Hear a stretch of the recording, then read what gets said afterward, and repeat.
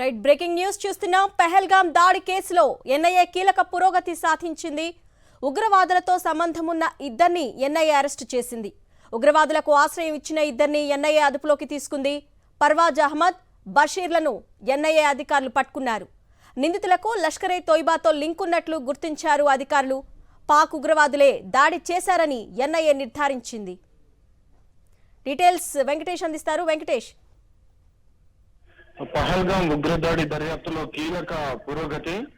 NIA ఈ రోజు ఇద్దరు ఉగ్రవాదులను అరెస్ట్ చేసింది. ఉగ్రవాదులకు ఆశ్రయం ఇచ్చినటువంటి పర్వేజ్ అహ్మద్ అలాగే అహ్మద్ బషీర్, వీరిద్దరిని అరెస్ట్ చేసింది. జోతర్ హిల్ పార్క్ సంబంధించినటువంటి వారు. సో వీరిద్దరిని అదుపులోకి తీసుకున్నారు. వీరిపైన ఉపా కింద కేసు నమోదు చేశారు.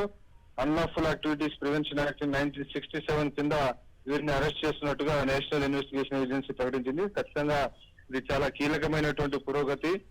గత ఏప్రిల్లో ఈ పహల్గాం ఉగ్రదాడి జరిగింది. పర్యాటకులను, అమాయకులైనటువంటి 26 మంది పర్యాటకులను వారి సతీమణుల ముందే కాల్చి చంపినటువంటి ఘటన దేశవ్యాప్తంగా తీవ్రమైనటువంటి సంచలనాన్ని సృష్టించింది. ఆ ఘటన తర్వాత భారత్ ఏకంగా పాకిస్తాన్ పైన ఆపరేషన్ సింధూర్ చేపట్టి భారీ ఎత్తున వైమానిక స్థావరాలు, ఉగ్రవాద స్థావరాలను ధ్వంసం చేసి పాకిస్తాన్ కు బుద్ధి చెప్పినటువంటి పరిస్థితి మనం చూసాం. అయినప్పటికీ ఈ ఘటనలో పాల్గొన్నటువంటి ఉగ్రవాదులను ఇప్పటి వరకు పట్టుకోలేకపోయారు.